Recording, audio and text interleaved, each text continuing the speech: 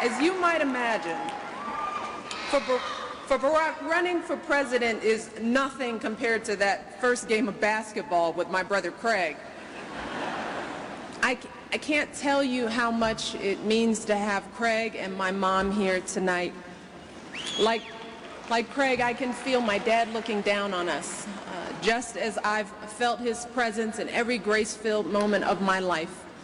And at 6'6", I've often felt like Craig was looking down on me too, literally. But the truth is, both when we were kids and today, Craig wasn't looking down on me. He was watching over me. And he has been there for me every step of the way since that clear day, February 19 months ago, when with little more than our faith in each other and a hunger for change, we joined my husband Barack Obama on the improbable journey that has led us to this moment.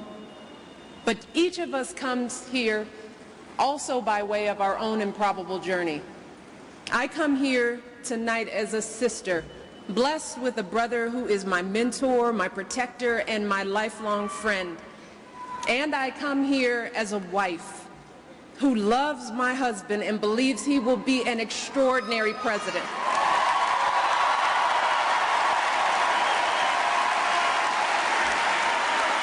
And I come here as a mom whose girls are the heart of my heart and the center of my world. They're the first things I think about when I wake up in the morning and the last thing I think about before I go to bed at night. Their future and all our children's future is my stake in this election. And I come here as a daughter raised on the south side of Chicago by a father who was a blue-collar city worker and a mother who stayed at home with my brother and me. My mother's love has always been a sustaining force for our family. And one of my greatest joys is seeing her integrity, her compassion, her intelligence reflected in my daughters. My dad was our rock. And although he was diagnosed with multiple sclerosis in his early 30s, he was our provider. He was our champion, our hero. But as he got sicker, it got harder for him to walk. It took him longer to get dressed in the morning. But if he was in pain, he never let on. He never stopped smiling and laughing, even while struggling to button his shirt, even while using 2 canes to get himself across the room to give my mom a kiss. He just woke up a little earlier, and he worked a little harder. He and my mom poured everything they had into me and Craig. It was the greatest gift a child could receive, never doubting for a single minute that you're loved and cherished and have a place in this world. And thanks to their faith and their hard work, we both were able to go to college.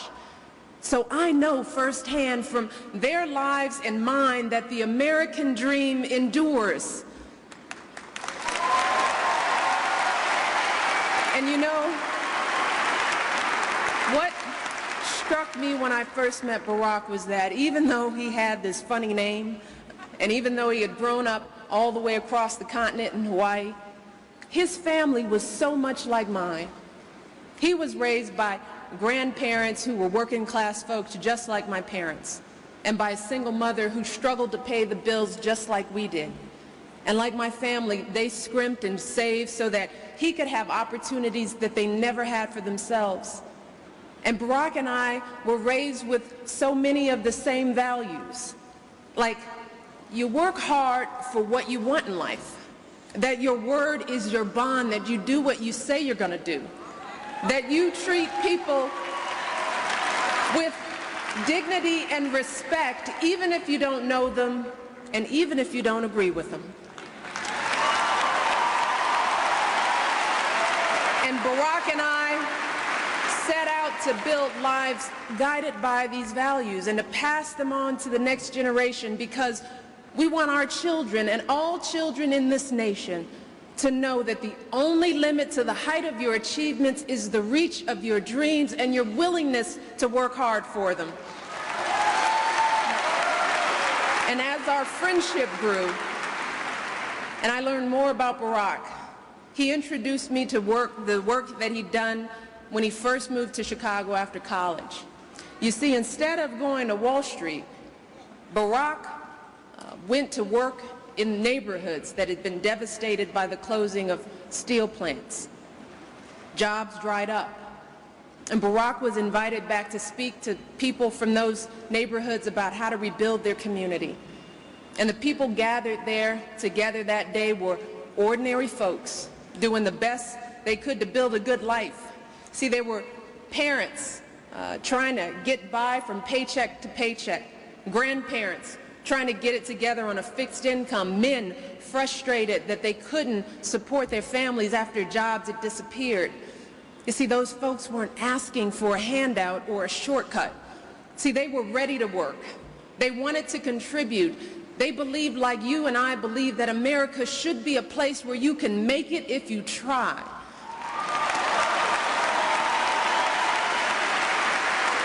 And Barack stood up that day and he spoke words that have stayed with me ever since. He talked about the world as it is and the world as it should be. And he said that all too often we accept the distance between the two and we settle for the world as it is, even when it doesn't reflect our values and aspirations. But he reminded us that we also know what the world should look like. He said, we know what fairness and justice and opportunity look like. And he urged us to believe in ourselves, to find the strength within ourselves to strive for the world as it should be. And isn't that the great American story? It's the story of men and women gathered in churches and union halls, in high school gyms, and people who stood up and marched and risked everything they had, refusing to settle, determined to mold our future into the shape of our ideals.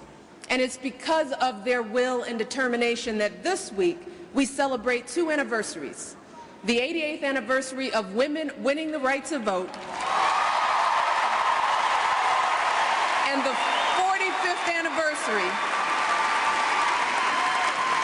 and the 45th anniversary of that hot summer day when Dr. King lifted our sights and our hearts with his dream for our nation.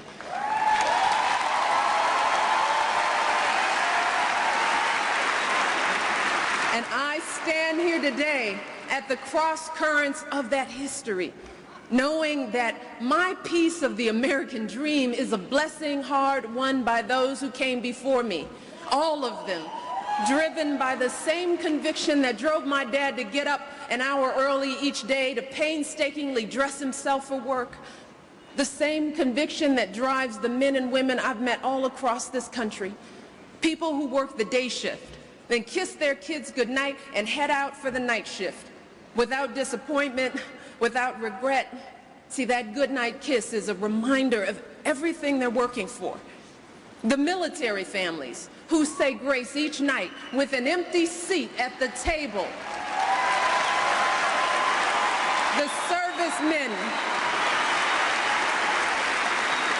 The servicemen and women who love this country so much, they leave those they love most to defend it. The young people across America serving our communities, teaching children, cleaning up neighborhoods, caring for the least among us each and every day. People like Hillary Clinton,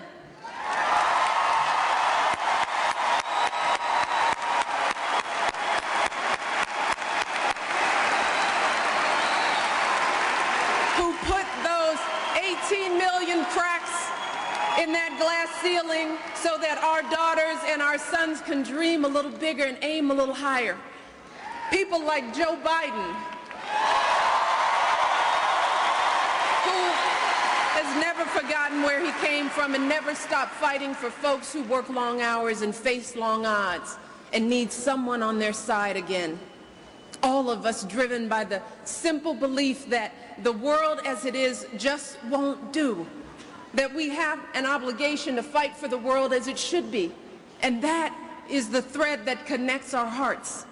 That is the thread that runs through my journey and Barack's journey and so many other improbable journeys that have brought us here tonight, where the current of history meets this new tide of hope. And you see, that is why I love this country.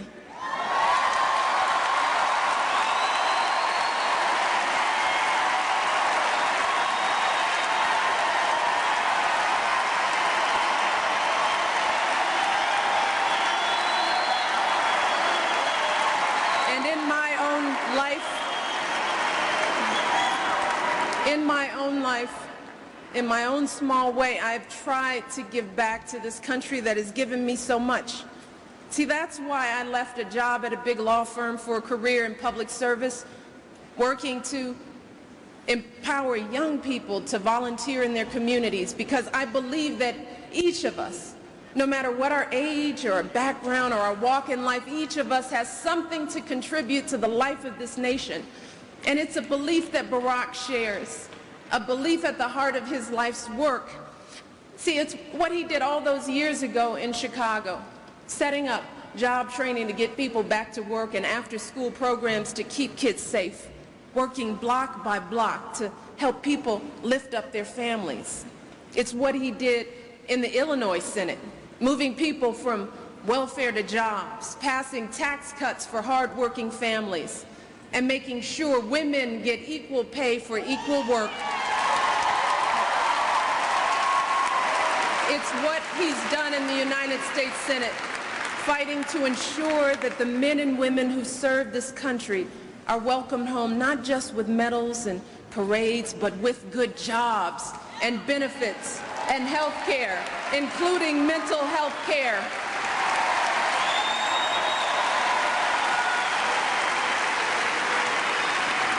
See, that's why Barack's running, to end the war in Iraq responsibly, to build an economy that lifts every family, to make sure health care is available for every American, and to make sure that every single child in this nation has a world-class education all the way from preschool to college.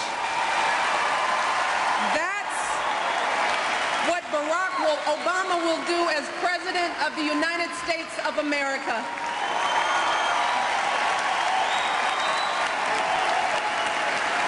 He'll achieve these goals the same way he always has, by bringing us together and reminding us how much we share and how alike we really are.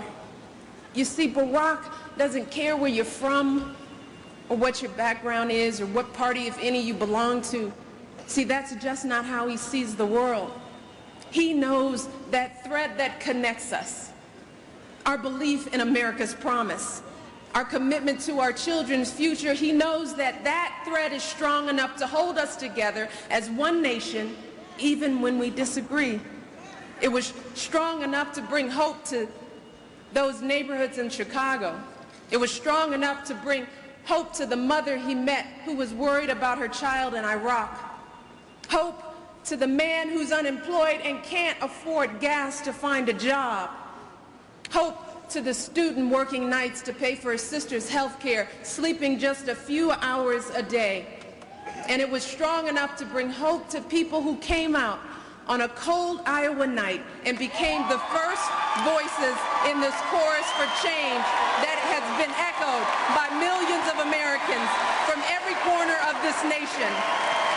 Millions of Americans who know that Barack understands their dreams. Millions of Americans who know that Barack will fight for people like them, and that Barack will bring, finally, the change that we need. And in the end, after all that's happened these past 19 months, see, the Barack Obama I know today is the same man I fell in love with 19 years ago. He's the same man who drove me and our new baby daughter home from the hospital 10 years ago this summer, inching along at a snail's pace, peering at us anxiously through the rearview mirror, feeling the whole weight of her future in his hands, determined to give her everything he'd struggled so hard for himself, determined to give her something he never had, the affirming embrace of a father's love.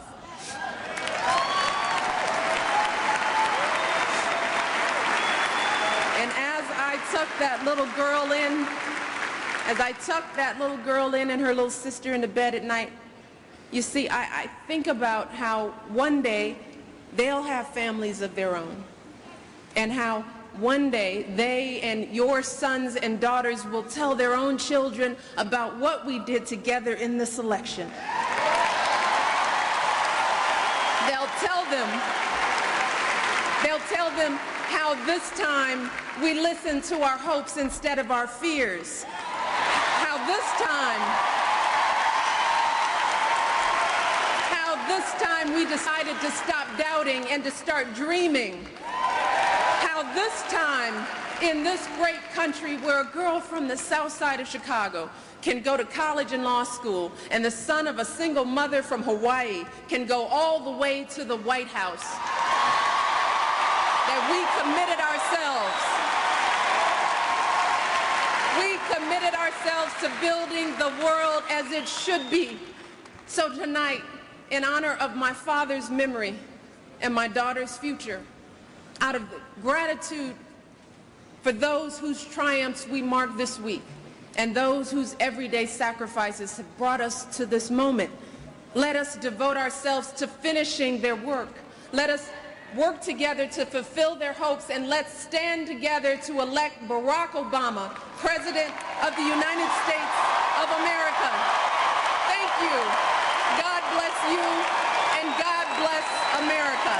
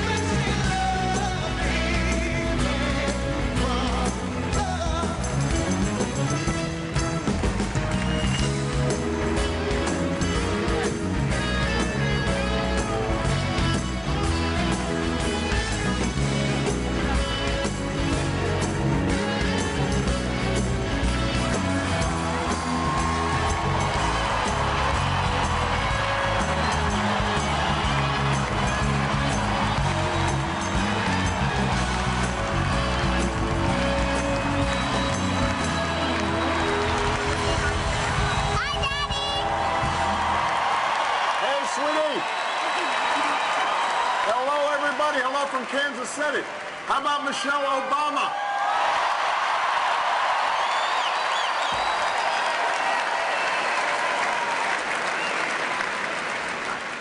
Now you know why I asked her out so many times, even though she said no. You want a persistent president.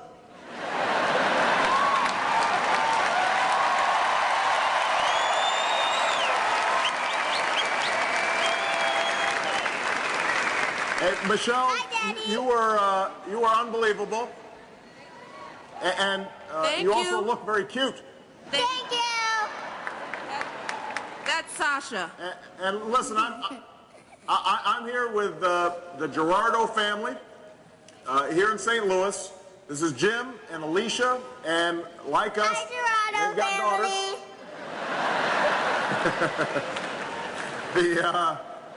We've got Lindsay And we've got Hannah and we've got Grace over here. And they've just been wonderful hosts the whole time that we've been watching. Daddy, what city are you in? I'm in Kansas City, sweetie. And Malia, Sasha, how do you think Mom did? I think she did good. I think so too. Well, listen, I want you guys to look after the girls, look after Mommy before I get there, and I'll see you guys on Thursday, all right? I love you, Daddy. Love you guys. Love you. Sleep tight. Bye-bye. Love you. Daddy. Love you, sweetie. You're great.